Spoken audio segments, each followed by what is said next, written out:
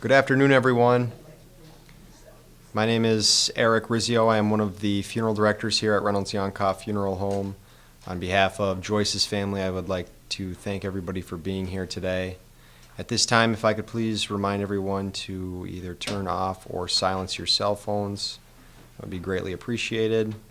I'd also like to introduce Steve, who will be officiating today's service.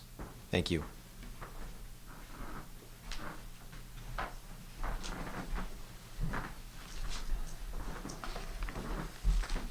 Good afternoon.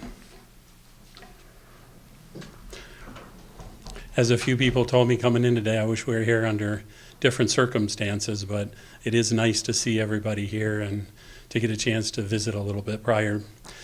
For those of you that haven't had the opportunity yet, we've got a lot of pictures up here that my niece Rochelle put together, and picture boards, and then there's also some in the back too that's kind of along with what we have showing up here to kind of give you an idea of what she was like. I realize that with my mom in particular, with here, a lot of the folks didn't really know her as well.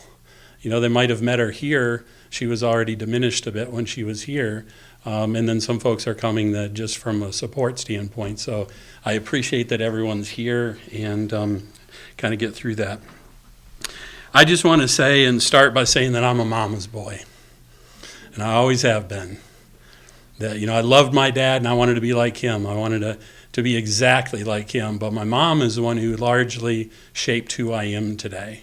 Both my parents had a lot of sayings, a lot of little one-liners that they would teach and would say to certain things, kind of help you as you're growing up, kind of figure things out.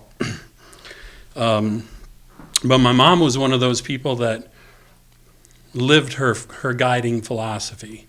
She was really rare to the extent that she believed deeply in love, and she showed everybody that. When I was looking at and praying about what to say today, and I was thinking what made my mom special, there was lots of things, but it all boiled down to one thing, and that's love. A love and a smile. She had a bright light that shined bright in this world, and she was definitely a special one. She lived every day with love in her heart, and that's a lesson that she taught me, and it's important in this life to go through that way. Be quick to listen and slow to anger. I'll tell a story that'll describe that a little bit later. And then, of course, she had very strong faith. She wasn't one that talked and preached and did a lot of this, but she was one that lived it. You know, it's hard to go through this world without life knocking you down to your knees. And when that time comes, when you have faith, you believe that things are going to get better, you believe that this too will pass, it makes life a whole lot easier, and she modeled that. So some of the sayings that my mom used to say that really stuck with me, the first one I heard a million times. My sister and I both heard it a million times. And that's that you get more flies with honey than you do vinegar. Right? Rochelle's even shaking her head because you couldn't be around my mom without hearing that at some point. And it's such a great, valuable lesson. I still hear it today because you still get frustrated, you still get those feelings, and then you hear your mom's voice. Well, is that really what you want to do? The next one saved me quite a bit, actually, and that saying was, Steve, you're a lover, not a fighter. I don't know if she said that because I was bigger than everybody else and I could probably really kick their butt, or where she came up with that exactly, but I heard it from the time I was little all the way up. And then, you know, I got a lot of size, and when I went to college, you're going out, and inevitably somebody wanted to pick a fight with me because I was the biggest guy in the bar, so they want to pick that out. So I used to use that line, hey, I'm a lover, not a fighter, and blow them right off. Everybody'd laugh, make them look like an idiot. I'd go have a drink, and I wouldn't get in a fight. So thanks, Mom. That one worked out pretty well. One of the other special things I think about my mom was the fact that she was the most non-judgmental person that I've ever ever today, still to this day, that I've ever met or I've ever known. It didn't matter if you had piercings, if you had tattoos, if you had mohawks, which is one of her caregivers had all of those things here. And it didn't matter to my mom. What mattered is, what kind of heart do you have? Who are you? How does that work? So that phrase was, you can't judge a book by the cover. Right? We've all heard that, but it really does mean something. And it was something that was drummed into my head early on. As I mentioned earlier, one of the other phrases, and this one, when my childhood was kind of interesting, because when I was very young, we had money, and then we went through a time where we didn't have any, and then we went through a time where we had it again. And the time when we didn't have any was tough. It was tough on the family. It was tough on my dad. It was tough on my mom, tough on my sister. And her phrase, whenever anything wasn't right, whenever we were challenged with something, was, "This too shall pass." And then I remember growing up and getting older and talking with her on the phone about different things, business or relationships or whatever. "Remember, Steve, this too shall pass." And I think that's a great phrase that helps kind of get over some of the trials in this world. The other thing is, and again, I heard this a million times, and my sister did too, if you don't have anything nice to say, don't say anything at all. Right? A lot of heads shaking on that. And then the biggest one, it wasn't so much a saying, it was more of a philosophy. And then as I got older and I started having kids, then she started telling me, and that's that you can never spoil a child with love. It's impossible. You can't give too much love. And it's true. You can give too many things, too much freedom, you can give too much of a lot, but you can't give too much love. And that's true in this world, not just with kids.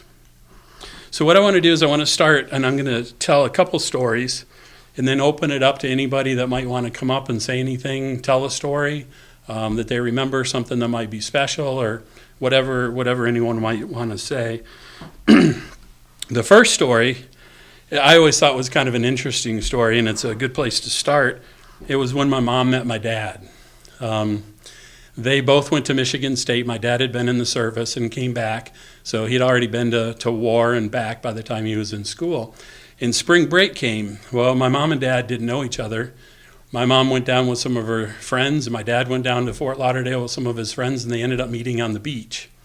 My mom was actually dating Eric Stroh at the time, which is Stroh's Brewery, big time money. Well, Eric had decided that he was going to fly to the Bahamas to spend a few days with his folks. In the meantime, my mom and dad met on the beach, and they got talking, and my dad said, "Hey, what do you think about getting together later?" And yep, that sounds good. So then, moseyed away, my dad ran into the group of girls that my mom was down in Florida with. And they got talking, and they're like, "Hey, there's somebody that would be perfect for you," right? Talking about my mom. And he's like, "Well, I met somebody early that's awesome, but if that doesn't work out, sure, I'll meet her." So they met later, and then obviously the rest is history. They fell in love and got married. When my mom when they were first married, they got a credit card. This kind of shows the kind of person that my mom was, again, that quiet strength that she had. They got a credit card, and her card had my dad's name on it. And the account had my dad's name on it. My mom's like, "No, I need one with my name on it and on the account." And they're like, "Well, we don't do that." And she's like, "Well, here's your card back. I'll use it when you do that." And sure enough, they sent it back, and I don't know how long it took, but I don't know if it was that company or a different one, but finally, eventually, she got one with her name on it, her name on the account, and she used it. But she was very, she wouldn't see her in a Women's Lib March, but she was very much about women's rights, and in her own way did a lot in that area. Another quick story is, obviously I'm huge, if you haven't noticed, and at some point I grew a lot. And when I would grow, I would chunk out, and then I would grow real fast. Well, when I was little, it would hurt, literally. My legs would ache so bad. Rochelle, I think, felt the same exact thing. It's the pleasure of our family. But anyway, my mom would come in at night and rub my legs, right, and get me back to sleep. And there were some nights where she was up all night doing it just so that I could sleep because it was that bad. But that's the kind of mom she was. She was that nurturing kind. She had a great warm heart and always there for you whenever you needed it. In the last, well, I guess it's not really the last one. This one's a tough one for me, but it's a good one. When I was in high school, we moved from Michigan down to Columbus, Ohio. Started going to school there. About a year later, year and a half, 2 years, I forget the timing of it exactly, my dad got a chance at a different territory, a promotion for his company to move back to Michigan. So they moved. Well, about the day that they moved up there, my mom's mom went in the hospital. Almost a year she was in the hospital. My mom went there every single day to see her. She passed away, and then 3 or 4 months later, my dad passed away. And after he passed away, I went up and I said, okay, you're coming back down to Columbus. We're going to move in together. We're going to be roommates, and we're going to move on. And sure enough, there's a story there, but not to belabor it. But that's exactly what we did. We moved in together. We became roommates. And we used to say at that time that we made really good roommates. Our family growing up were a lot of drama and stuff. And when it was just my mom and I, we were just perfect, just like seamless. And so when it became time to move my mom up here, I would tell her that and say, look, we're going to be roommates again. And so that would become our thing, right, through the time that she was here. She would say it or I would say, hey, yeah, we make great roommates. Well, right towards the end, when not a lot was coming out, there just wasn't a lot of cognitive going on. And she was in a hospital bed, and I was sitting there next to her. She looked over at me, out like staring off into space, looks right over at me and says, Steve, we make great roommates. And my tears rolled down. And I want to make sure that wasn't the last story, so I have one last one real quick. When I moved down to Ohio, I came from a little teeny small school up here in northern Michigan, and I moved to this huge, you guys know, I moved to this huge monstrosity of a school down there. Yeah, Beth too. 2 swimming pools, 2 theaters, a radio station, a TV station, a science wing, 3 floors. This thing was huge, more than I'd ever seen ever before. Well, they gave you a choice in study hall. You could go to study hall or you could go to the library and sign in. Well, I'm going to the library, right? Well, make a long story short, I got called into the principal's office with my mom, or the assistant principal. And we sat down, and the assistant principal told my mom that she should be ashamed of me. And that I was taking advantage of this wonderful opportunity with this new school. I was skipping, blah, blah, blah. And I'd already told my mom I wasn't. I'm signing in. She believed me. So we went down for the meeting, and we sat down at the meeting, and that's when he lays into my mom.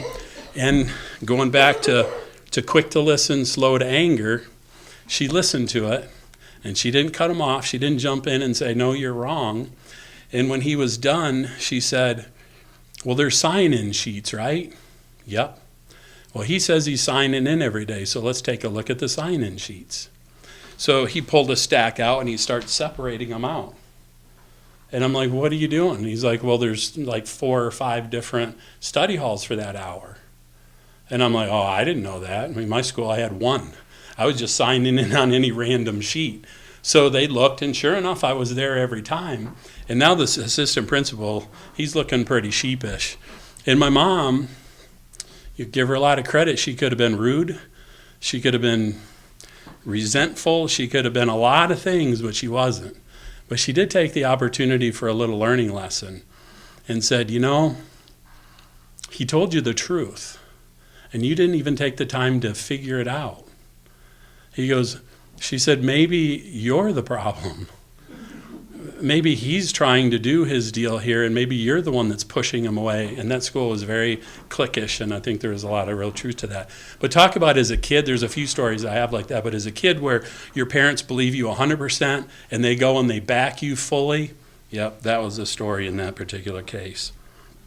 So those are my quick stories. I'll open it up now for anybody that wants to come up and tell something, a story that they remember or something that made her feel important or whatever.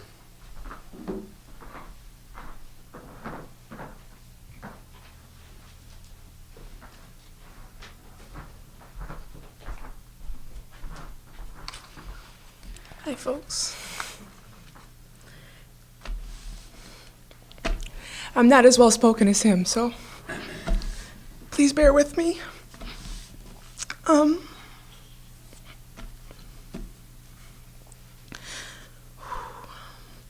For those that don't know, my name is Rochelle. I'm Joyce Gray's granddaughter. And I just kind of want to give a little tidbit into kind of how she shaped me as a person. So my mom was a single parent. I'm an only child. So it was just kind of like me and my mom, and then my grandparents as this kind of supportive role in my upbringing. So she really, really helped shape who I've become today. She was my role model. I have always looked up to her. My mom would tell me stories from when I was 2. We lived with my grandmother until about age of 3. Was I 3? About 3 years old, and then we came up to Michigan. But my mom has told me stories where I would be waiting for my grandma to come home from work and just peeking over I was just tall enough. I'm tall too. I've always been tall though. Just tall enough to look over and just wait for my grandma to come home from work. And then when I was older, she and my grandpa, Da, I called him Da. I wasn't fortunate enough to meet Ken, but Da was my grandpa. Would come up to Michigan every summer for a week or so, visit friends and family. And I would spend hours. Like by the time the phone call we got in the morning, Shell, we're coming up. Perfect. I would hop on my bike and I would just ride from street corner to street corner, anticipating their arrival. Because it was just always such a really special time, you know.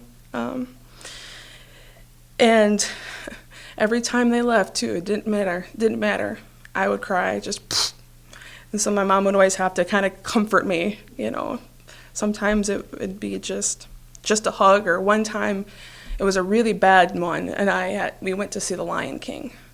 And so for those that know my dogs, Nala and Simba, it was from recovering from a grandma episode.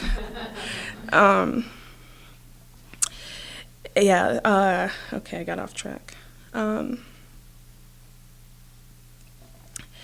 then I would always spend a week in the summer down with my grandparents in Columbus and then in Apple Valley, just up until I went to college. So right up senior year of high school, I was down there. We would do all sorts of things. Like we'd go to the zoo or hang out on the lake. The Indian caves down there, that was one of my favorites, where you crawl in. Here I am with my tall grandmother, and we're in this little, kind of getting through.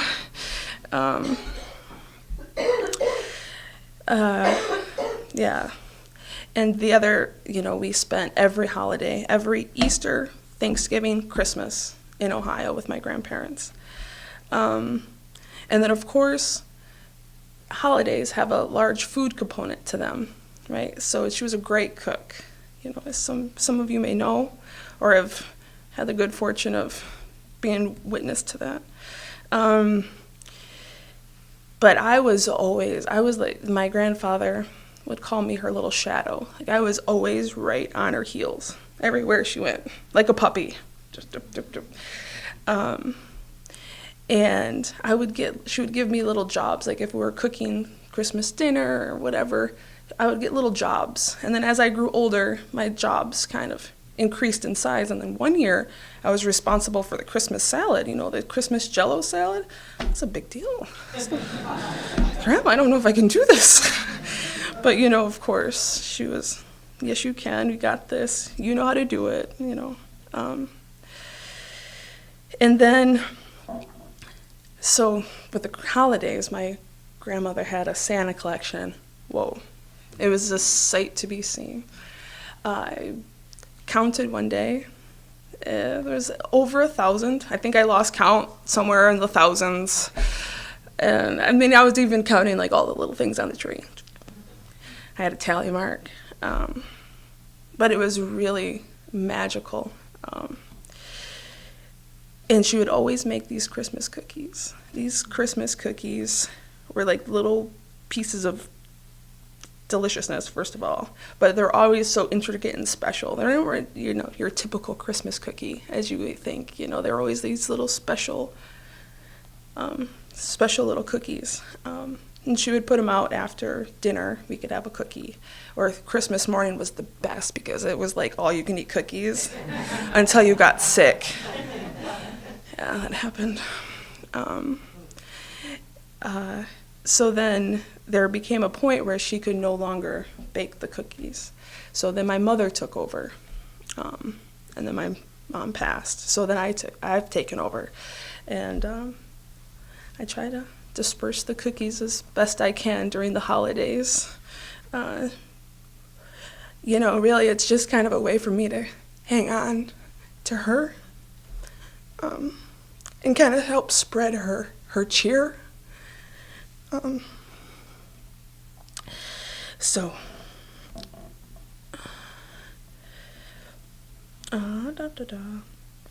Yeah, so, and you know, with all of her holiday cheer, this world to me was this magical place. Like, there was no evil people, everything was just great, because I kind of grew up with this perception of, wow, everything is just so magical and comforting.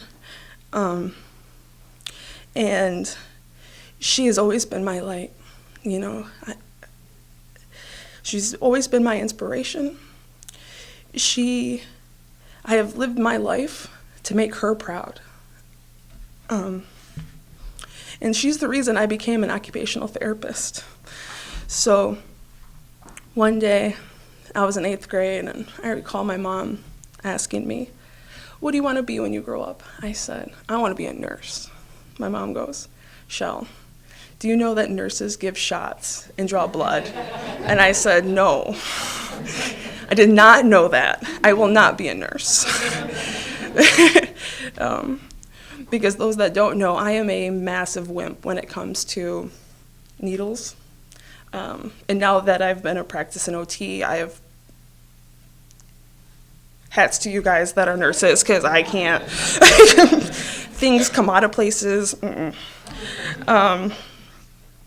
And so anyway, getting back to the story, I went back to my thinking cap. Okay, what am I going to be when I grow up? And then I decided I was going to be a physical therapist. And so my mom would call my grandma nightly. We talked on the phone every night. So on one of my nightly phone calls, I said, "Grandma, when I grow up," and I was so proud, like, oh, I got it. I got this great thing. I said, "Grandma, I'm going to be a physical therapist." And she goes, "No." It's like, oh, crap. And then she goes, "No granddaughter of mine is going to hurt people for a living." So that was like her perception of what a PT is, you know. I know, I'm sorry. And I put a Sparty out here. I'm very sorry. I'll draw you a Michigan Wolverine to make up for this.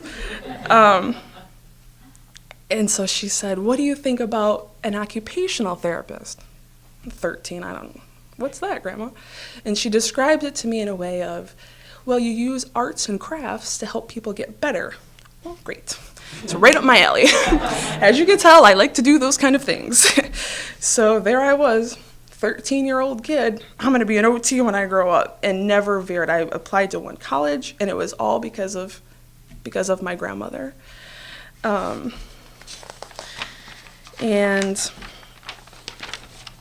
oh, this is a good one too. This is on a funny note. It's sort of funny. You can judge for yourself. she was a librarian in a school for troubled teens. I don't know, was it a prison? It's a detention school. It was a detention school, okay. I was Kinda always, like a prison. okay. Yeah. And she told me this story of a kid, and he was rolling down the hallway, and he thought he was an orange. And like, this was really puzzling for me. And I said, well, Grandma, why did he think he was an orange? And then she said, well, he was on drugs. That was the best don't do drugs message that I've ever received in my life. Like, how could you possibly think that you're an orange rolling down the hallway at school? Like, this just blew my mind. See, a very young, impressionable child.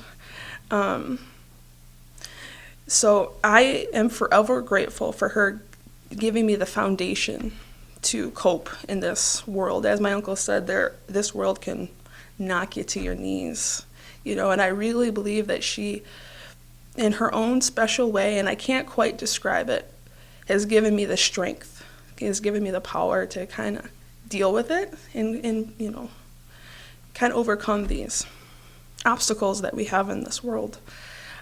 She was the most caring, kind, and I think my uncle, again, really nailed this one on the head, the most accepting, the most non-judgmental person that you have ever met.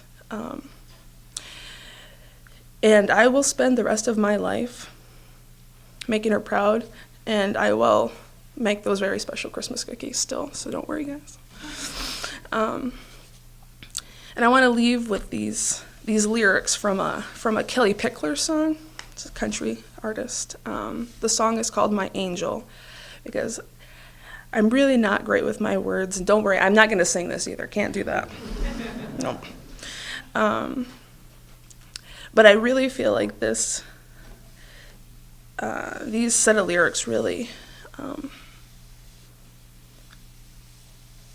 well, I'm just going to read them. Like I said, not great with my words. Even though I can't touch your face, I feel you with me every day. I wish you could see all my dreams coming true. And when I get lost, I close my eyes, and I feel you shining down so bright. I feel you shining down on me. You were like my mother. You were my best friend. You were everything I wanted to be, and all the good inside of me. There's never been another who loved me like you did, my grandmother, my angel. So, that's all, folks. That's not mine.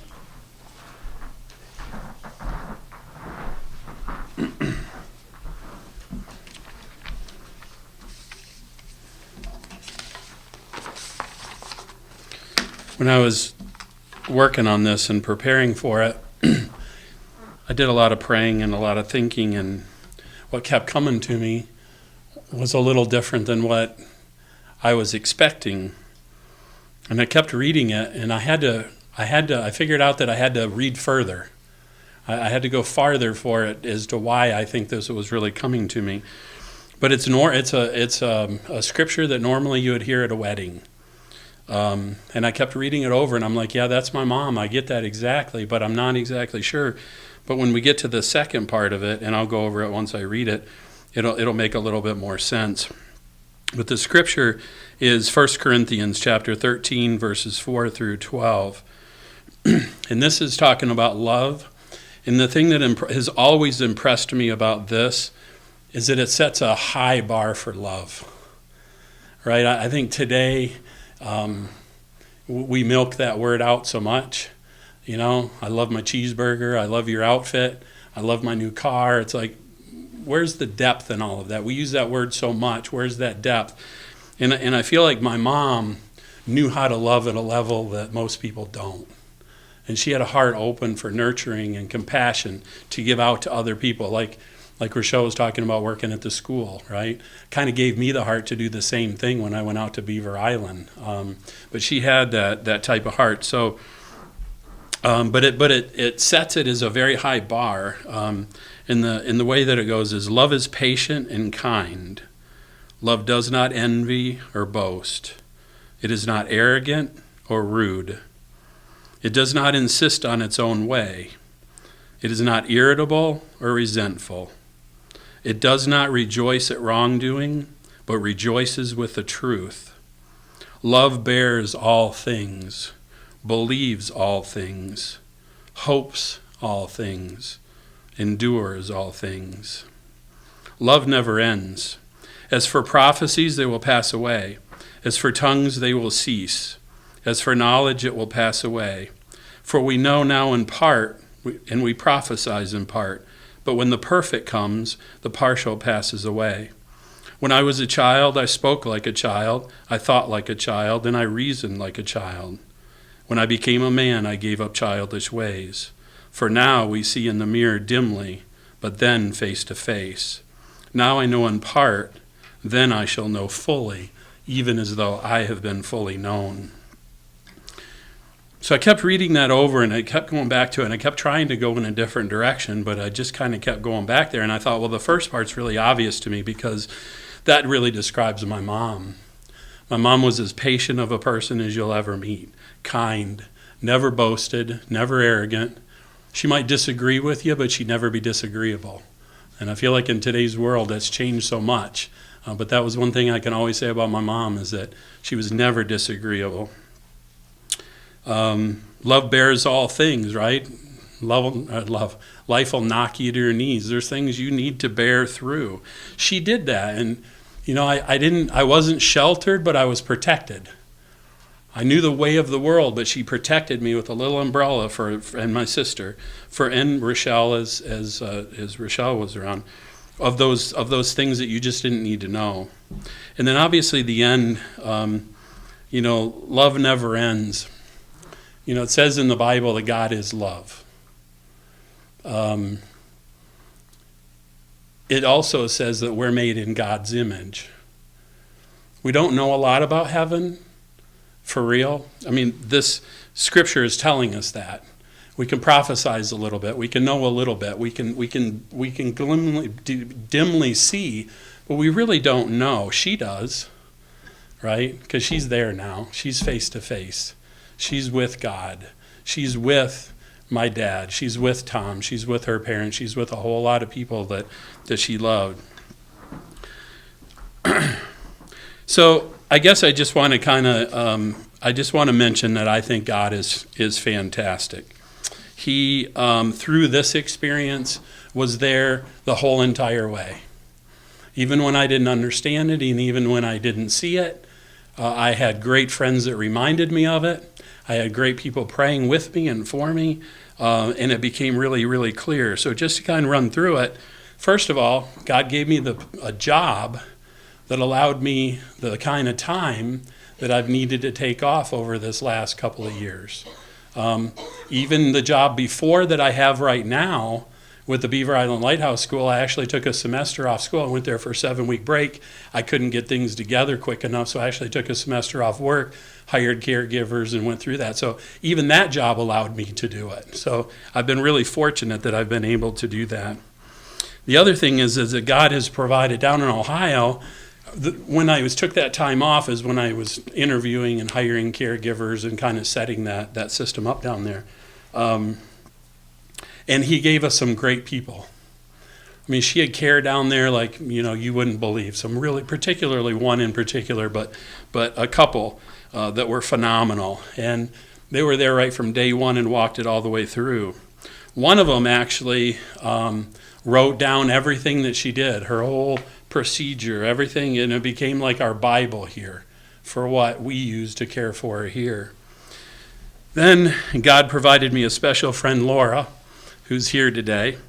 And Laura was the one that agreed to help me in the transitioning process. So she actually went down to Ohio. She met with the caregivers down there, found out what their routine was, what they were doing, what they were being successful with, and then came back up and set a system up here. So she helped me with hiring people and training people and getting the system that we had down there in place up here. And I say she's a special friend because she's got a whole lot of talents, and one of her things isn't necessarily caregiving, but she did it because it was needed. She did it because she was there and she was able to help out, and I will always appreciate that. God came along and gave another caregiver named Riley. And Riley was there for most of the time. She was like the number one caregiver. She was, in and out. She was, in fact, when I was just in the hospital for 8 days, she's the one that stayed there with her, took good care of her, kind of went through the whole thing. So she loved her like her own grandmother. She looked after her spiritually, emotionally, physically, just an awesome person. She was right to the end, and then her grandmother had a stroke in Pennsylvania and needed her. So she had to leave, and I'm like, oh my gosh, I was so worried. Like, what are we going to do? She's the main one. Well, that was right at the time when my mom was slipping downhill pretty quick, and it was just God's break. It was where God says, nope, Steve, now you need to be there. She doesn't need to be there for the end because she loved her so much. It was going to be so hard for her. And then left me there, and I'm like, okay, well, I'm going to need some help because now we're into the realm I don't know. The in-bed care, that's a whole different thing. So I threw an ad in, and what normally took me quite a bit of time to vet someone out, boom, I got an ad. I got a response to it. I had a couple other ones, but she came along, interviewed her. She was phenomenal, hired her, and she was there for the last couple weeks. And her presence there was unbelievable. Again, she's, God works everything out for everybody's best interest. That Riley wasn't there, she was there, she understood. In fact, she was so good that hospice actually hired her because they were so impressed with the care that they gave her. So it kind of gives you an idea there. So God's plan always is for the best for everyone. I would pray as to, what's the right thing to do, what's the right care, what are we doing, how are we doing this? And I would always end in saying, I know that your plan is perfect and it will work out that way. I'm just going to trust in that. And it worked out pretty close. So I want to end just with 2 letters. One of the things that I think you'll hear over and over when you talk to people that knew her and loved her, and Rochelle hit on it, and I hit on it as well. Oh, I didn't ask if anyone else wanted. Oh, well. I'll just stop because I'm going to end with 2 notes. So I'll just stop. I'm sorry. I was kind of rude. I just jumped up. You sure? All right.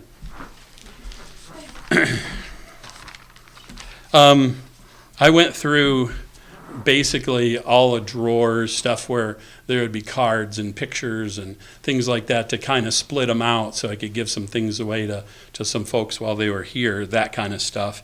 And I came across 2 notes, a lot of stuff that my mom saved, but 2 notes that I thought were interesting.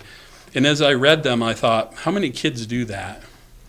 How many kids sit down and write a really cool note to their mom? Well, I don't know. I don't know the answer to that, but I do know with my mom, she made you kind of want to do it because she was that good. She gave you so much. She just made you want to write something to her. So this is from my sister, a note that she wrote. There's no date on it, so I'm not sure exactly when it is. But she said, "You're the best mom in the world. You're kind, thoughtful, helpful, sweet, caring, smart, and pretty. You are the most perfect mom in the world. I love you, Michelle." And then this note I wrote, and I wrote this note after my dad passed away, once my mom moved down, and she was having kind of a particularly hard time. It was before she met Tom, and physically she wasn't doing very well. She had a bad infection, and things weren't going real well for her. So it says, "Mom, I remember once you wrote a note and how much you loved me and how special I was. I also remember how much that meant to me. To this day, when I feel like I've hit bottom, I think about that note. I don't know where it is now, but I'll always remember the thought that you put into it. I think the reason the note makes me feel so good is because it points out the fact that I have a very special mother. You have always given me support in anything that I choose to do. You let me make my own mistakes and then were considerate enough not to rub them in. You always allowed me to be a person, always listening to what I had to say, no matter how old I was. You always talked to me, not at me or down to me. Your love has always been my true strength. when I met someone that I wanted to share my life with, someone whose love I could count on rather than yours, you only encouraged our relationship. Your love has always been unconditional. Thank you for my upbringing and your understanding. Thank you for our special relationship. I love you very much, Steve. So I guess I just want to end by saying, in my family, it's kind of a tradition to celebrate life. You've heard of a wake. I guess that's probably, we're not Irish, but I guess it's probably close to that. It kind of started with my dad because my dad got pancreatic cancer. He knew he was gonna die, and it was going to happen fairly quickly. And he actually wrote, I was talking to Joyce, actually wrote the list down, went with my mom, bought the booze, bought the food, planned the stuff, who needs to come, went through the whole thing. Because he said it's about celebrating my life, right? It's not about mourning, it's about celebration. I've had a great life, I've had a great family. And I feel like that's true for my mom. She had a great life, and she had a great family, and great friends, and a good experience. So after, when we're done here, we're going over to my house. I've got ribs, I've got burgers, I got cooler full of stuff. So anybody that wants to, certainly welcome to come over and enjoy and continue on some stories. And thank you very much.